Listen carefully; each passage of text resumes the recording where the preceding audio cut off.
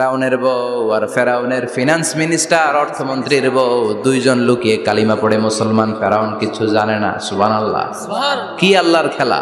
ফেরাউন লক্ষ লক্ষ বনি ইসরাইলের ছোট্ট বাচ্চাকে জবাই করেছে একটা বাচ্চাকে ঠেকানোর জন্য। নাম কি? মুসা। আর ফেরাউনের ঘরে আল্লাহ মুসাকে বড় করলেন। কোন সুবহানাল্লাহ। লুকিয়ে লুকিয়ে ঈমান আনলো। ফেরাউনের বউ আসিয়া অর্থমন্ত্রীর বউ দুইজন মিলে ফেরাউনের কাছে ঘটনা পৌঁছে গেল, খবর পৌঁছে গেল। ফেরাউন ডেকে পাঠালো দুধের বাচ্চাকে নিয়ে। ফেরাউনের অর্থমন্ত্রীর বউ হাজির।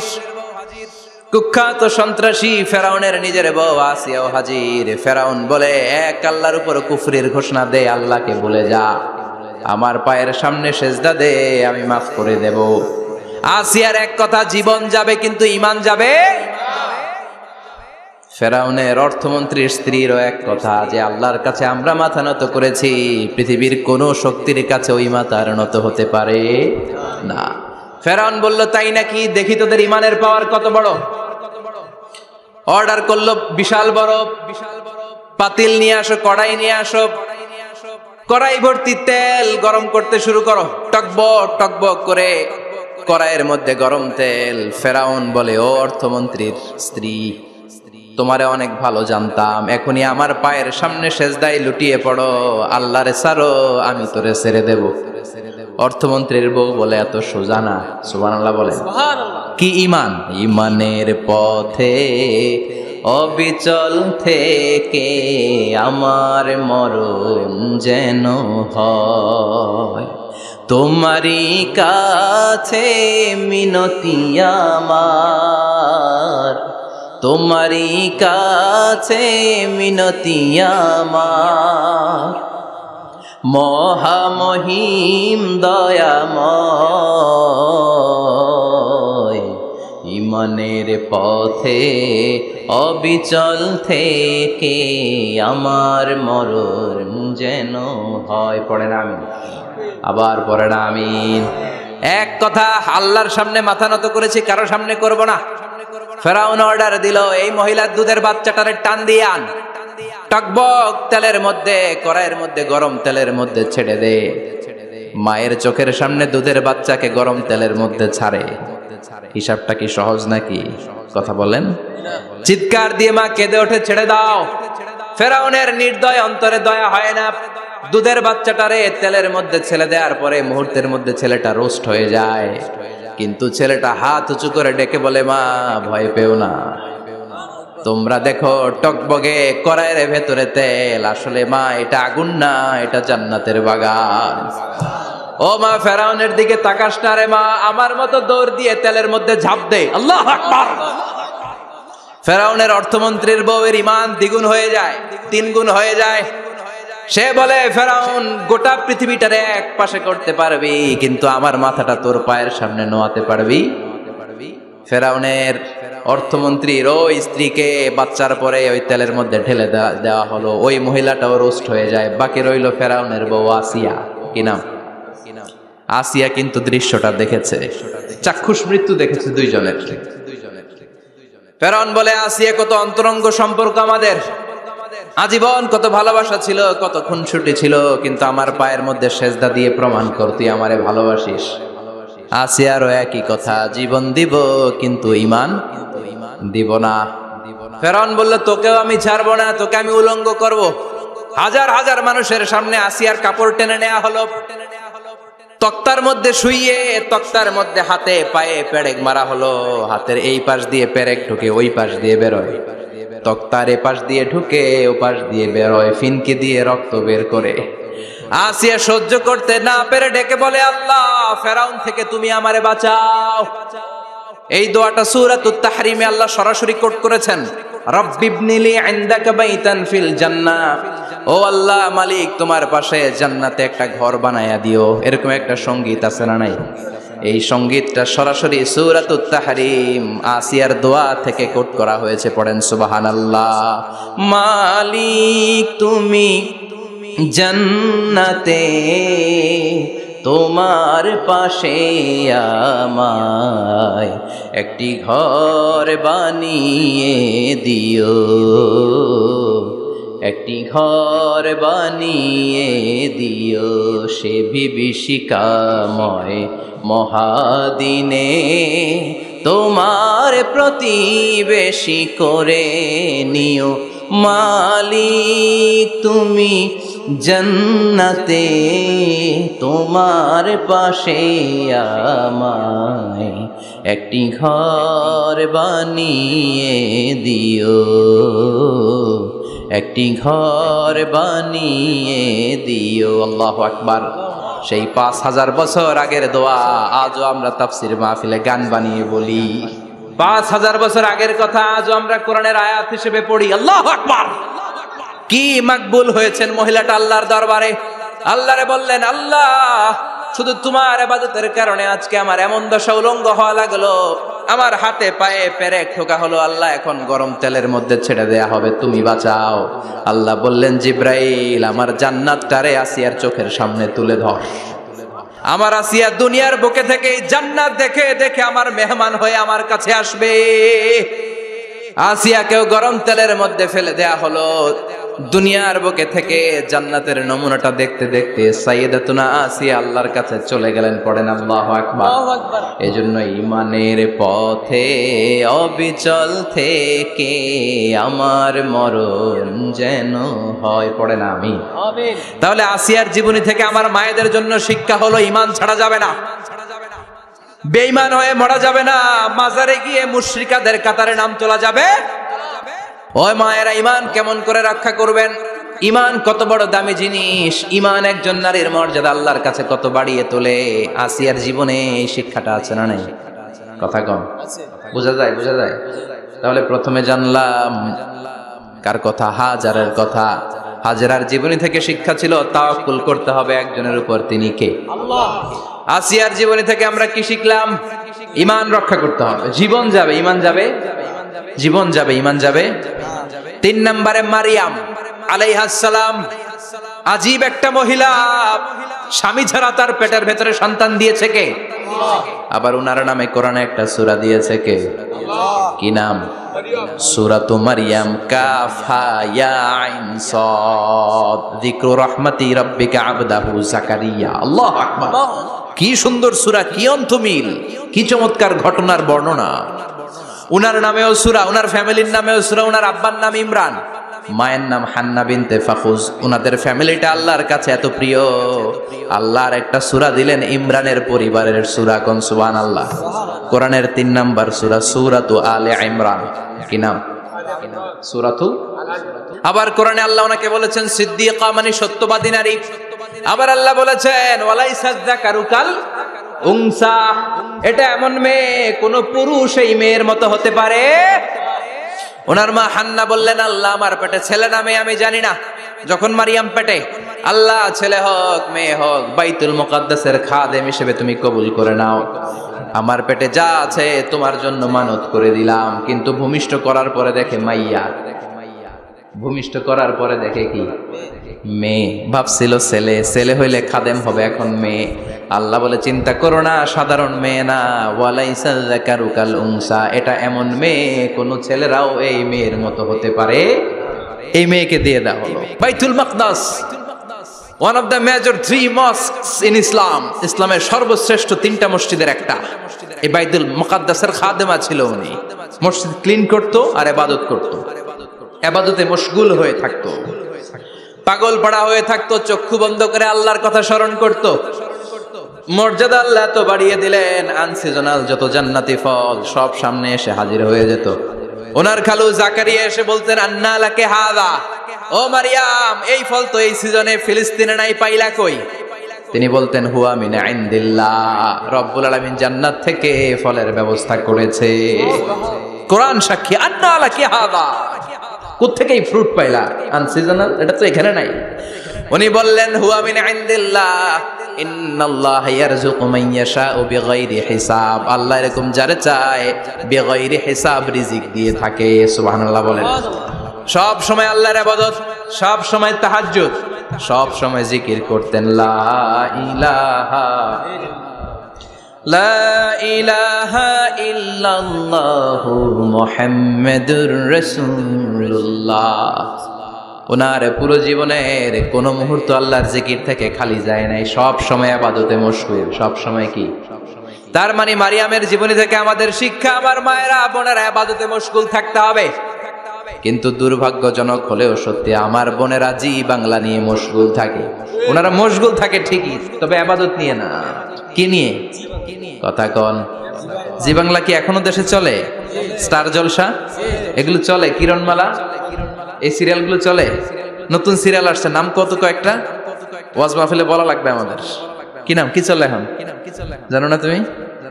সর্বনাশ, পাগলের মতো মহিলাগুলো বসে থাকে, রাতে দেখতে না পারলে সকালে কাজা কাফার আদায় করে। আছে না নাই? কাজা আদায় করে ফেলে সকালে।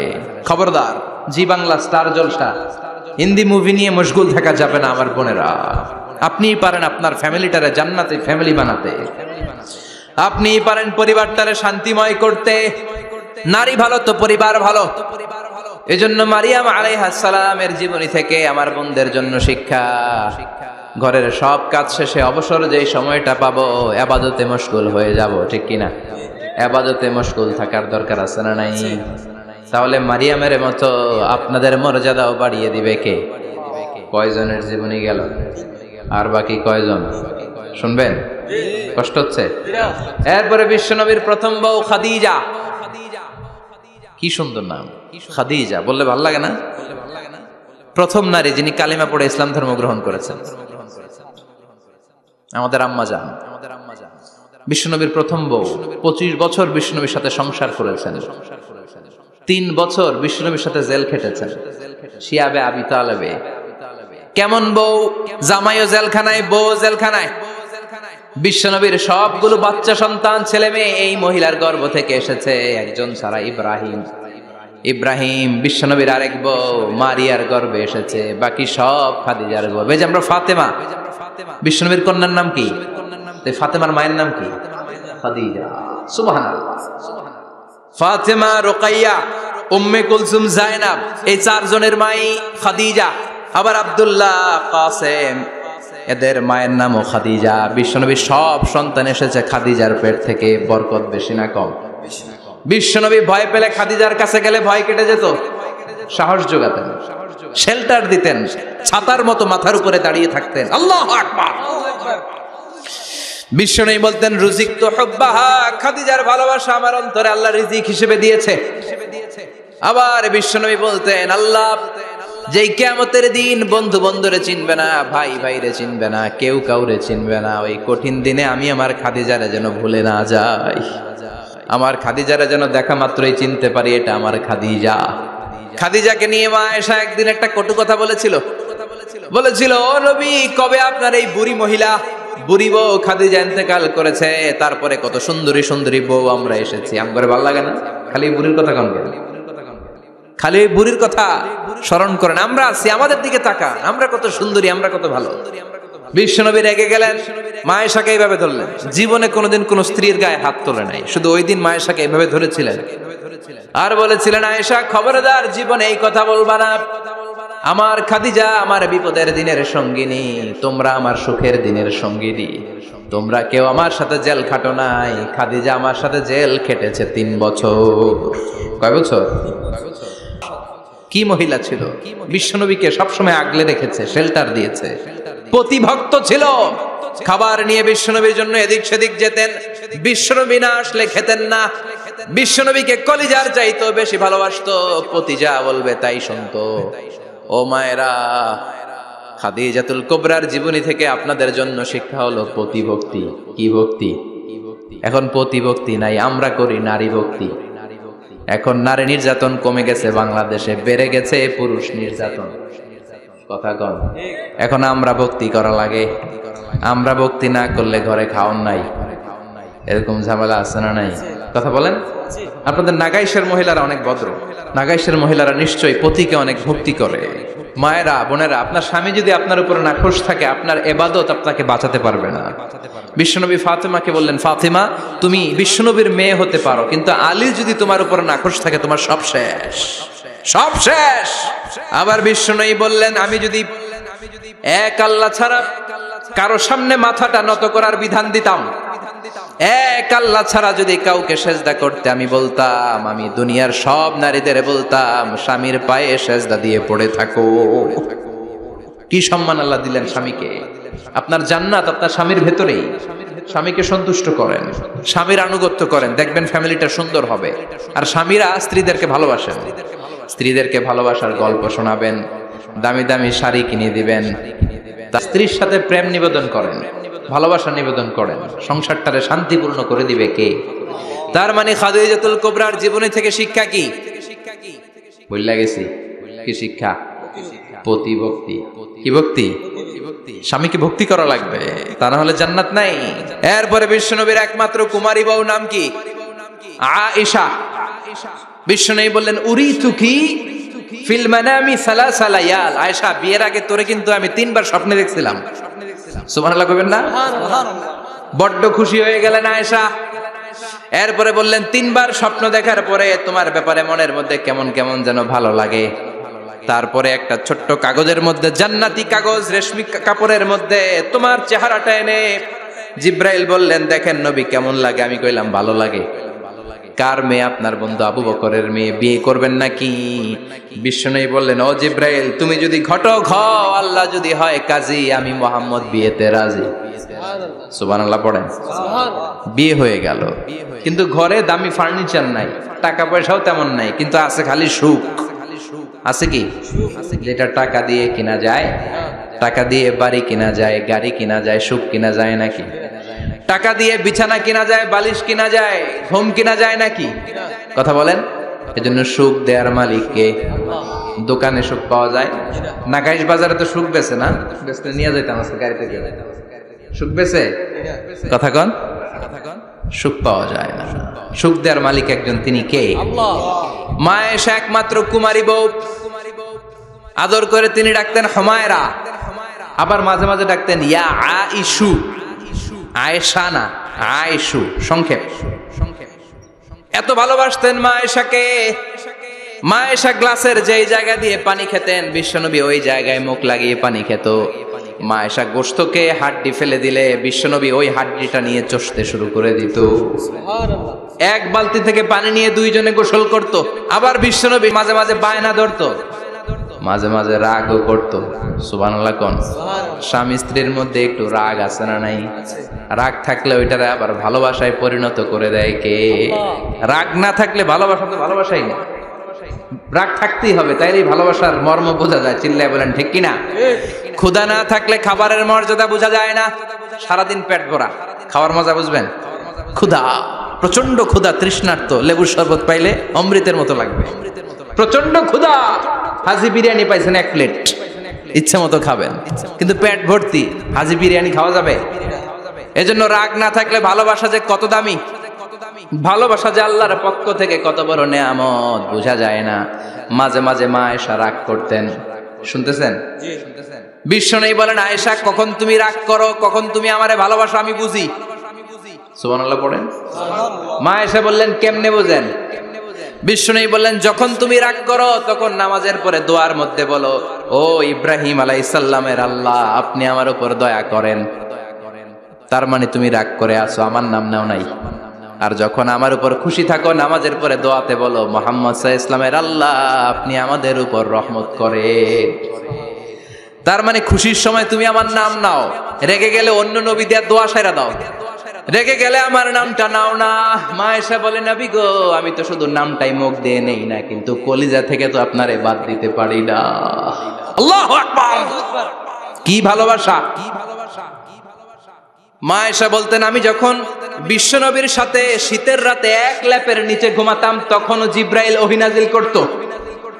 সুবহানাল্লাহ নাই? সুবহানাল্লাহ। কোন স্ত্রীর সাথে অন্তরঙ্গ বসবাসের সময় কোরআনের ওহী নাজিল হতো না। একমাত্র মা আয়েশার সাথে যখন এক বিছানার এক লেপের নিচে দুইজন শুয়ে আছে, কোরআনের আয়াত নাজিল করছে কে? আবার মা আয়েশা বলতেন আমার কারণে ও মুসলিম উম্মাহ তোমরা তায়াম্মুমের বিধান পেয়েছো। ফাতায়াম্মামু সাঈদান তাইয়্যিবা। মা আয়েশা একটা যুদ্ধে গিয়েছিলেন, যুদ্ধ থেকে ফেরার পথে মা আয়েশার গলার লকেট নাই। মাঝে মাঝে হয় না মহিলা গলার লকেট পায় না, পুরা বাড়ি আগুন করে ফেলাইছে, লকেট নাই। লয়ে গেল রে, নিয়ে গেল রে, হারাইলাম রে। মা আয়েশার লকেট নাই। লকেট হারানোর পরে মা আয়েশা কান্নাকাটি। বিশ্বনবী বললেন থামো। অনেকক্ষণ থামার পরে লকেট খুঁজে পায় না। সবাই খোঁজাখুঁজি, লকেট কই, লকেট কই, লকেট খুঁজে পায় না। ওদিক দিয়ে মাগরিবের নামাজের সময়ও শেষ, নামাজের সময় শেষ। আর যেই জায়গায় লকেট খোঁজার জন্য থামা হয়েছে ওই জায়গায় আবার পানি নাই, পানি সামনে, পানির দিকেও যেতে পারে না, লকেটও খুঁজে পায় না, নামাজও পড়া যায় না। সব সাহাবীরা মিছিল শুরু করছে, আবু বকর রে ধর, ধর, ধর, আবু বকর রে ধর। আবু বকরের মেয়ের কারণে নামাজ আমাদের চলে যাচ্ছে। সাইয়েদনা আবু বকর ঘটনা বেসামাল দেখে আয়েশার কাছে গেল, যে দেখে বিশ্বনবী মা আয়েশার কোলের মধ্যে, ল্যাপের মধ্যে মাথা দিয়ে শুয়ে আছে। রাগের চোটে বুখারীর বর্ণনা, আঙ্গুল নিয়ে মা আয়েশার পেটের মধ্যে দিল এক খোঁচা। লকেট হারাইলি কেন? ক তোর জন্য বাইরে মিছিল চলে, তোর জন্য বাইরে সব সাহাবারা বলে নামাজ পড়তে হবে, সময় নাই। ও আবু বকর, আপনার মেয়ের কারণে এই কাণ্ড। খাসরা মানে কুমর।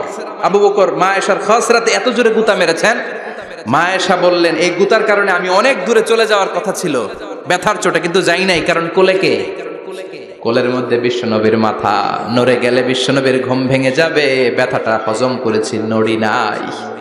আল্লাহ তখন আয়াত নাজিল করলেন, ফালাম তাজিদু মাআন ফাতায়াম্মামু সাঈদান তাইয়্যিবা। ও সাহাবারা, মিছিল বন্ধ করো।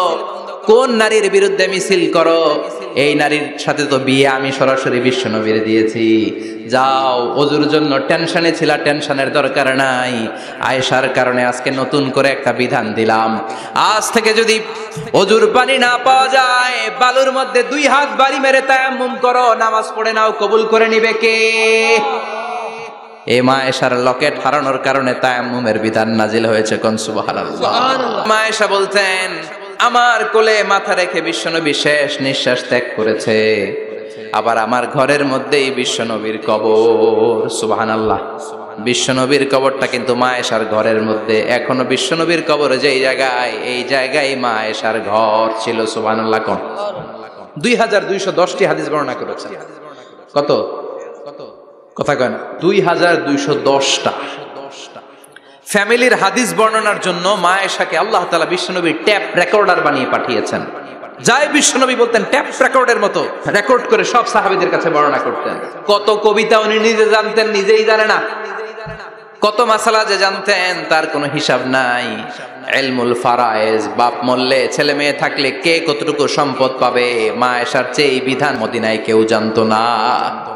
বিশ্বনবীর ইন্তেকালের পরে সাহাবাদের মধ্যে কোনো মাসালা নিয়ে কনফিউশন হলে সব সাহাবারা আম্মা জান আয়েশার কাছে এসে সলিউশন নিয়ে যেতেন। সুবহানাল্লাহ। কোন বিশ্বনবী যা বলেছেন সব মুখস্থ রেখেছেন, সব জ্ঞানের কথা ছড়িয়ে দিয়েছেন, সব সময় পড়াশোনা করতেন। সুবহানাল্লাহ। তার মানে মা আয়েশার জীবনী থেকে আপনাদের জন্য শিক্ষা হচ্ছে জ্ঞানার্জন, জ্ঞানানুরাগী হতে হবে। কি হতে হবে? জ্ঞানানুরাগী। বুখারীর বঙ্গানুবাদ পাওয়া যায়, কোরআনের বঙ্গানুবাদ পাওয়া যায়, ইসলামিক অনেক ভালো ভালো রাইটারের বই পাওয়া যায়, ঠিক কিনা? এগুলো পড়ার দরকার আছে না নাই? অনেকে বলে হুজুর আমার ছেলেটা মোবাইল ছাড়া কিছু বোঝে না। কি কয়? মোবাইল ছাড়া কিচ্ছু বোঝে না। হুজুর মোবাইল দিলে ঠান্ডা, মোবাইল নিলে কান্দে, এরকম আছে না নাই? এর কারণ হাজব্যান্ড ওয়াইফ দুইটার কাছে সব সময় মোবাইল। কথা কন। বাবার কাছেও মোবাইল, মায়ের কাছেও মোবাইল, তো ছেলে মোবাইলের জন্য কাঁদবে না তো কি করবে? বাবার হাতেও যদি বই থাকে, মায়ের হাতেও যদি বই থাকে, ছেলে মোবাইল চাবে নাকি? ছেলেও চাবে বই, ছেলে চাবে কি? কথা বুঝতে পেরেছেন? এই জন্য জ্ঞান অনুরাগী হতে হবে মা আয়েশার মতো। মা আয়েশা 2210টা হাদিস মুখস্থ করেছে, আপনি কয়টা করছেন? উনি পারলে আপনি পারবেন না কেন? মায়েরা শুনতেছেন তো? আশা করি আপনারা শুনতেছেন। তাহলে মা আয়েশার জীবনী থেকে আমরা শিক্ষা পেলাম জ্ঞান চর্চা করতে হবে। সর্বশেষ কোন নারী? কথা কন। ফাতিমা রাদিয়াল্লাহু তাআলা আনহা, বিশ্বনবীর কলিজার টুকরা। চাচাতো ভাই আলীর সাথে বিয়ে হলো। আলী যখন প্রস্তাব দিল ফাতেমার কাছে, যে বলে ও ফাতেমা রাজি আছো কিনা? চুপচাপ, কথা কয় না। বিশ্বনবী বুঝলেন রাজি, দুইজনকে বিয়ে পড়িয়ে দিলেন। বিয়ে পড়িয়ে দুইজনকে দাঁড় করিয়ে দিয়ে বিশ্বনবী ওযু করলেন। ওযু করার পরে সামান্য কিছু ওযুর পানি ছিল আলীর মাথার মধ্যে ছিটিয়ে দিলেন, বরকতের পানি। সুবহানাল্লাহ কইবেন না? ওযু করে সাইয়েদনা আলীর মাথার মধ্যে ছিটিয়ে দিলেন আর দোয়া করে দিলেন, বারাকাল্লাহু লাকুমা ওয়া বারাকা আলাইকুমা ওয়া জামাআ বাইনাকুমা ফি খাইর। আল্লাহ তোমাদের দুইজনকে বরকত দিয়ে দাম্পত্য জীবন শুরু করার তৌফিক দান করুক। আবার দোয়া করলেন, আল্লাহুম্মা বারিক লাহুমা ফি বিনাইহিমা, ওদের সম্পর্কে বরকত দেন, ওয়া নাসালিহিমা শিবলিহিমা, ওদের গর্ভে যে সন্তান আসবে এগুলোর শ্রেষ্ঠ সন্তান বানান। 1 বছরের ব্যবধানে ঘরটাকে আলোকিত করে প্রথম সন্তানের জন্ম হাসান। সুবহানাল্লাহ।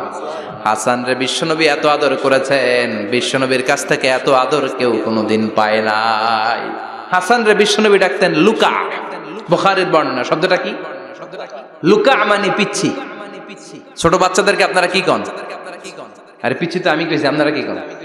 নাগাইশি কি বলেন? বাচ্চা বলেন, বাবু বলেন, আর কিছু কি বলেন? আর আর কিছু নাই। তাহলে এই যে বাবু পিচ্ছি, হ্যাঁ, এই বাবু পিচ্ছি আরবি হচ্ছে লুকা। বিশ্বনবী ফাতেমার ঘরে এসে বলতেন, আইনাল লুকা, পিচ্ছিটা কই রে? আমার হাসান কই, আমার নানা ভাই কই? আর বিশ্বনবীর আওয়াজ শুনলে হাসান এসে বিশ্বনবীর কাঁধে। আল্লাহু আকবার, আল্লাহু আকবার। বিশ্বনবী বলতেন, ফাতেমা আমার কলিজার টুকরা, যে ফাতেমারে কষ্ট দেয় সে আমারে কষ্ট দেয়, ফাতেমারে আনন্দ দেয় মানে আমি বিশ্বনবীরে আনন্দ দেয়। এই ফাতেমা সব সময় পর্দায় থাকতেন, দিনের বেলা বেরোতেন না, সারা দিনে টয়লেট করতেন একবার, সেটাও করতেন রাত্রে, যাতে দিনের বেলা কেউ তারে না দেখে। কি ব্যালেন্স লাইফ, কি ব্যালেন্স লাইফ! রাতে একবার টয়লেটে যাওয়া মানে কি সারাদিন খাওয়া দাওয়া এরকম ব্যালেন্স করে করতেন। কেউ দেখতে পারে নাই ওনারে, কেমন ছিল কেউই জানতো না। এমন ভাবে চলাফেরা করতো, কোনো পুরুষদের সামনে দিয়ে কখনো যেতেন না। এজন্য ইন্তেকালের আগে আলীকে বললেন, আলী, বিশ্বনবীর ওসিয়ত অনুযায়ী কিছুদিন পরে আমি আমার বাবার সাথে সাক্ষাৎ করব। ইন্তেকালের সময় বেশি লোক আমার জানাজাতে আসার দরকার নাই, নিজেরা দোয়া করে দিলে চলবে। আর আমার জানাজার খাটিয়ার উপর দিয়ে বিশাল একটা বোরকা দিয়ে দিও। এটার আরবিতে বলে নাউশ। কি বলে? এই প্রথম কোন নারী তার খাটিয়ার উপরে নাউশ ব্যবহার করেছে, জন্য এটাকে বলে সুন্নাতু ফাতিমা, ফাতেমার সুন্নাত। সাইয়েদাতুনা ফাতেমার আগে কেউ জানাজার খাটিয়াতে নাউশ ব্যবহার করে নাই। আল্লাহু আকবার। আলীকে বলে গেলেন, আলী, অল্প কয়েকজন পুরুষ নিয়ে জানাজা দিও, বেশি মানুষের কাছে আমার নিও না। দুনিয়ার বুকে আমি লুকিয়ে লুকিয়ে চলতাম, মরার পরে লুকিয়ে লুকিয়ে আল্লাহর কাছে চলে যেতে চাই, পুরুষদের সামনে আমার নিও না। ও মা, এই ফাতেমার জীবনী থেকে আপনার জন্য শিক্ষা হলো পর্দা। সব সময় পর্দাটা দেহে থাকার দরকার আছে না নাই? রাজি আছেন তো? তাহলে এই 6 জন নারীর জীবনে যদি আমার মায়েরা পরে, আমার মায়েরা বোঝে, ওই মায়েরা বিপদগামী হতে পারে নাকি? হতে পারে। তাহলে 6 জনের আবার রিভাইজ করে চলেন। প্রথমে বললাম কার কথা? হাজারের জীবনী থেকে শিক্ষা কি? আল্লাহর উপর তাওয়াক্কুল। 2 নম্বরে বললাম কার কথা? আসিয়ার কথা। আসিয়ার জীবনী থেকে শিক্ষা হলো ইমানের পথে অবিচল থাকতে হবে, ঠিক কিনা? তারপরে মারিয়ামের জীবনী থেকে শিক্ষা হলো সব সময় ইবাদতে মশগুল। খাদিজার জীবনী থেকে শিক্ষা হলো প্রতিভক্তি, স্বামীর প্রতি আনুগত্য। মা আয়েশার জীবনী থেকে শিক্ষা হলো জ্ঞান অর্জন করতে হবে কার খুশির জন্য। আর ফাতিমার জীবনী থেকে শিক্ষা হলো সব সময় পর্দা গায়ের মধ্যে থাকার দরকার আছে না নাই? মানতে রাজি আছেন? এই 6 জনের জীবনী গ্রন্থ কিনা যাবে না? কিনতে রাজি আছেন তো? কথা কয় না? সবাই রাজি? নারীদের জন্য জান্নাতে যাওয়া সহজ, very easy way. Our beloved Prophet Muhammad has prescribed a very easy way to enter the paradise for the women. নারীদের জন্য জান্নাতে যাওয়ার সহজ শর্টকাট। মায়েরা আবার কান খাড়া করেন খরগোশের মতো, শর্টকাট বলে দিয়ে যাই। আল মারআতু ইযা সাল্লাত খামসাহা, বিশ্বনবী ফরমান 4টা কাজ যে নারী দুনিয়ার বুকে করবে, ওই নারীর জন্য জান্নাতের 8টা দরজা খুলে দিবে কে? আল্লাহ। 1 নম্বর, আল মারআতু ইযা সাল্লাত খামসাহা, 5 ওয়াক্ত নামাজ যে মেয়েরা পড়বে, সামাত শাহরাহা, যারা রমজানের রোজা রাখবে, আতাআত বালাহা, স্বামীর আনুগত্য করবে, হাফিজাত ফুরুজাহা, লজ্জাস্থানের হেফাজত করবে। এই 4টা কাজ যে নারীরা করবে, 8টা জান্নাতের দরজা তাদের জন্য খুলে দিবে কে? আল্লাহ। সহজ হয়ে গেল না? মাত্র 4টা। কয়টা? আরো জোরে বলেন, কয়টা? 4টা।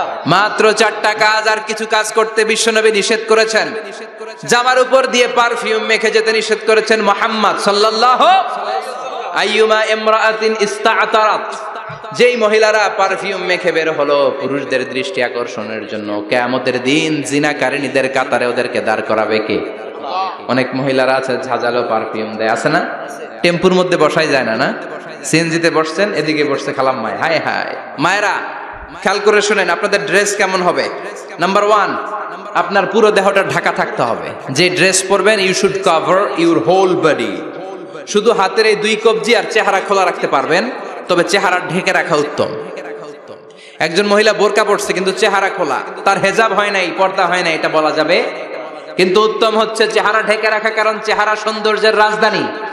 Face is the capital of beauty, ঠিক কিনা? চেহারা দেখলাম তো সব বোঝা গেল, ঠিক কিনা? কেমন মাধুর্যতা আছে, দেখতে কেমন সুন্দরী কিনা সব বোঝা যায়। এজন্য চেহারাটাও ঢেকে রাখবেন, চোখটা খোলা রাখবেন। বিশ্বনবীর স্ত্রী উম্মে সালামা বলে, দেখার জন্য আমার 2 চোখের দরকার নাই, লাগবে 1 চোখ। উনি আরেক চোখের মধ্যে আরেক কাপড় দিয়ে রাখতেন, এমনি তাকাইতেন। সাহাবারা বলতেন উনারে দেখলে আমরা দিতাম দৌড়, ভয় লাগতো। চোখ একটা দেখা যায় আর একটা খোলা, উনারে দেখে আমরা এদিক সেদিক পালিয়ে যেতাম। আবার অনেক মহিলারা পা ঢাকে না, পা কিন্তু পর্দার অন্তর্ভুক্ত। সব সময় মেয়েরা পা মোজা পরে বেরোতে হবে, পা দেখানো যাবে না। হাদিসে এসেছে শুধু হাত এতটুকু, পা কিন্তু পর্দার অন্তর্ভুক্ত। উম্মে সালামা বললেন, ইয়া রাসূলুল্লাহ, আমরা তো হাঁটতে গেলে অনেক সময় পা দেখা যায়। বিষ্ণু বললেন, তাই? তাহলে 1 বৃহৎ নিচ দিয়ে কাপড় বাড়াও। উম্মে সালামা বললেন, জোরে হাঁটলে তো তারপরও দেখা যাবে। বিষ্ণু বললেন, 1 হাত বাড়াও, ধুলাবালি সহ টানবা, তারপরও পায়ের 1 ইঞ্চি দেখানো যাবে। তাহলে ড্রেস কোডের প্রথম নিয়ম হচ্ছে পুরো দেহ ঢাকবেন। 2 নম্বরের নিয়ম, পোশাক ঢিলে ঢালা হবে না টাইট ফিটিং? আরো জোরে বলেন। আছি আমরা এখন জামানায়, লাজ শরম গেছে হারায়, পাতলা শাড়ির বাহার, পাখি ড্রেস লেহেঙ্গা, পোশাক দেখে নারীর লাজে মরে যাই, হায় হায়। আছি আমরা এখন জামানায়, লাজ শরম গেছে হারায়, ঠিক কিনা? লাজ শরমের বালাই নেই। ঢিলে ডালা হবে, টাইট ফিটিং হতে পারবে না। মোটা কাপড়ের হবে, এই যে আমার জুব্বা দেখছেন, আমি মহিলাকে পোশাক পরে ফেলেছি কিন্তু হেরা পরে না, এরকম মোটা হবে, মোটা কাপড়, কিচ্ছু দেখা যায় না, বাইনোকুলার দিয়েও দেখা যাবে না। আবার ঢিলে ঢালা আছে না নাই? আমরা পুরুষরা যে এটা পরি, এটা দিয়ে 3 মহিলার কাপড় হয়, ঠিক কিনা? কাপড় পরতে চায় না তারা, ওদের পোশাক আমরা নিয়ে নিস। তার মানে ঢিলে ঢালা হবে, মোটা কাপড়ের হবে, টাইট ফিটিং হতে পারবে। আবার পুরুষদের পোশাক হতে পারবে।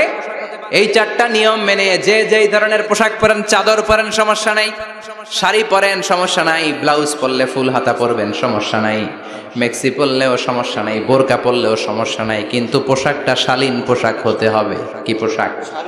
সবাই বলেন, শালীন পোশাক। পুরুষদের পোশাক পরা যাবে, কারণ বিশ্বনবী লানত করেছেন ওই নারীদেরকে যেই নারীরা পুরুষদের মতো সাজতে চায়। এরকম আছে না নাই? দেখলে বোঝা যায় না কোনটা ছেলে কোনটা মেয়ে, আছে না নাই? ইসলাম যে মর্যাদা আপনাদেরকে দিয়েছে আর কেউ দিয়েছে নাকি? ইসলাম বলে প্রথম সন্তান কন্যা সন্তান হলে ঘরের মধ্যে বরকত, আছে না নাই? মিন বারাকাতিল মারআতি তাবকিরুহা বিল ইনাস। একটা মেয়ের মধ্যে বরকত বেশি না কম কেমনে বুঝবেন? তার প্রথম সন্তান যদি মেয়ে হয় তাহলে বুঝবেন এই মেয়েটা বরকতওয়ালা মেয়ে, এই মেয়ে আপনার জীবনে অনেক কিছু নিয়ে আসবে। সুবহানাল্লাহ কইতে পারেন না? কিন্তু অনেক ডাকাইতেছে, মেয়ে হইলে অখুশি হয়, ছেলে হইলে পাড়ার সবারে জিলাপি খাওয়ায়, পাড়ার সবারে মিষ্টি খাওয়ায়, মেয়ে হইলে কিচ্ছু খাওয়ায় না, আছে না নাই? কিন্তু আমরা মেয়ে হলে খুশি হব। কার কার প্রথম সন্তান মেয়ে? হাত তোলেন। হ্যাঁ, অনেকে আছে তো মাশাআল্লাহ, আপনারা অনেক বরকতময়, আলহামদুলিল্লাহ, হাত নামান। আমারও প্রথম সন্তান মেয়ে, 3টাই মাইয়া, জান্নাত একটা আমার দিয়েন, তার মানে 3 জান্নাতের মালিক। মাশাআল্লাহ, আল্লাহ বাইরে তুমি কবুল করো। তার মানে কোন ঘরে যখন মেয়ে আসে আল্লাহ বলে ঘরটা বরকতময়। মেয়েটা যখন বড় হতে শুরু করে, মেয়েটা ভাইয়ের জন্য বরকতময়। মেয়ে যখন বিয়ের উপযুক্ত হয়, বাবার জন্য বরকতময়। 2 মেয়ে মানে বাবার 2 জান্নাত, 3 মেয়ে মানে 3 জান্নাত। সুবহানাল্লাহ। আবার যখন স্বামীর কাছে যায়, ইসলাম বলে ওই স্বামী আল্লাহর কাছে সেরা, যেই স্বামী বউয়ের কাছে সেরা।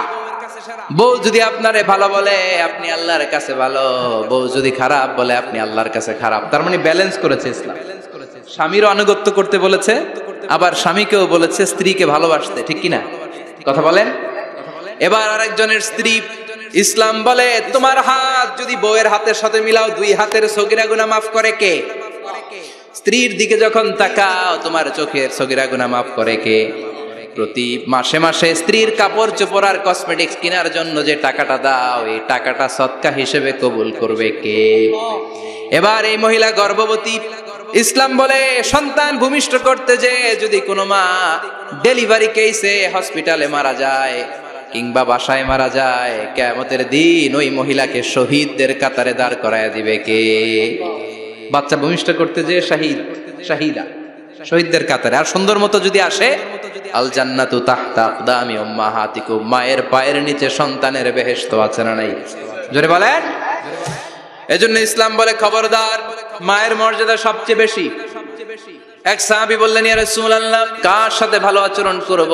বাবার সাথে নাকি মায়ের সাথে? নবী বললেন মায়ের সাথে, এরপরে মায়ের সাথে, তারপরে মায়ের সাথে, তারপরে কার সাথে? তারপরে তোমার পিতার সাথে। মায়ের মর্যাদা কয় গুণ বেশি?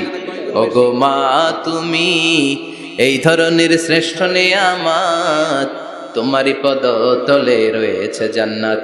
ওগো মা তুমি এই ধরনের শ্রেষ্ঠ নেয়ামত, তোমারই পদতলে রয়েছে জান্নাত। সুবহানাল্লাহ। আমি বলি আমাদের পায়ের নিচে থাকে মোজা, জুতা আর বালু, আর মহিলাদের পায়ের নিচে জান্নাত। এই পৃথিবীটারে 1000 বার বিক্রি করলে জান্নাতের একটা চেয়ারের দাম হবে না। সুবহানাল্লাহ পড়ে। আর যেই জান্নাত মায়ের পায়ের নিচে পড়ে আছে, ওই পায়ের দাম বেশি না কম? বেশি। এজন্য মায়েদের সাথে ভালো আচরণ করতে হবে। ইসলাম নারীকে দিয়েছে ইবাদতের অধিকার। নারীরা যদি মহিলা সমাবেশে যেতে চায়, কোনো পুরুষ বাধা দিতে পারবে? নারী যদি মসজিদে নামাজ পড়তে যেতে চায়, বাধা দিতে পারবে? নাগাইশি কি আছে মহিলাদের নামাজের জায়গা? করেন নাই আপনারা? করেন, আস্তে আস্তে করেন, আস্তে আস্তে করতে হবে। তারা অনেক সময় বাইরে বের হয়, বাসায় আসতে আসতে নামাজের সময় হয়ে গেছে, কই পড়বে নামাজটা? মসজিদে সুযোগ করে দেন, মসজিদে পড়বে। তবে ঘরে পড়া উত্তম, ঘরে পড়লে বেশি সওয়াব। সুবহানাল্লাহ। তার মানে ইবাদতের অধিকার। ইসলাম নারীকে দিয়েছে শিক্ষার্জনের অধিকার। আপনার ছেলেকে স্কুলে পাঠান, শুধু ছেলেকে নয়, আমরা বলি আপনার ছেলেকেও পাঠান, মেয়েকেও পাঠান, ঠিক কিনা? আপনার ছেলেকে মাদ্রাসায় পাঠান, মেয়েকেও পাঠান। শিক্ষা সবার জন্য। বিষ্ণু বলেছেন, আল্লিমু বানাতাকুম সূরাতান নূর, তোমরা তোমাদের মেয়েদেরকে সূরা নূর শিখাও। কোন সূরা? কথা কন। ও আমার মায়েরা, আপনাদের জন্য রব্বুল আলামিন সব হকের কথা সূরাতুন নূরে বলেছে। আল্লিমু বানাতাকুম সূরাতান নূর, তোমরা তোমাদের নারীদেরকে সূরাতুন নূর শিক্ষা দাও। ও আমার মায়েরা, আজ থেকে সূরাতুন নূরের অর্থ পড়বেন, তাফসীর পড়বেন, ঘরটারে বরকতময় করে দিবে কে? আপনাদের আছে মোহরানার অধিকার। বিয়ে করলে পুরুষ মোহরানা পাবে না, দিবে। কিন্তু আমরা এতগুলা টাকা নিয়ে আসি, ডাকাইত আছে না নাই? সারা জীবন মেয়েটার লালন পালন করলো, একটা মেয়ে হলো একটা বাবার কলিজা। মেয়ে দিয়ে দিল মানে বাবা কলিজা ছিঁড়ে দিল, আর কি চাস? ডাকাত, ফকির কোথাকার। খবরদার, বিয়ের মধ্যে 1 টাকা যদি তুমি যৌতুক খাও, কিয়ামতের দিন আল্লাহ তোমারে ছাড়বে। যৌতুকের সাথে ইসলামের কোনো সম্পর্ক? যৌতুকের সাথে সম্পর্ক? যৌতুক খেলে ডবল গুনাহ। যৌতুক খাওয়া ততটা অপরাধ, কুকুরের গোশত খেলে যত অপরাধ, এর চেয়ে বেশি অপরাধ। কুকুরের গোশত খেলে 1 গুনাহ, হারাম খাওয়ার গুনাহ। যৌতুক খেলে 2 গুনাহ, 1 হারাম খাওয়ার গুনাহ, 2 শ্বশুরবাড়ির উপর জুলুম করার গুনাহ। চিল্লা এখন ঠিক কিনা? এরপরে ইসলাম নারীকে দিল ভালো আচরণ পাওয়ার অধিকার। ইসলাম নারীকে দিল বাবার সম্পদে উত্তরাধিকারের অধিকার। একজন বাবা ইন্তেকালের আগে ছেলেকে যদ্দুর দিবে, মেয়েকে তার অর্ধেক দিতে হবে। যেরকম ঠিক কিনা?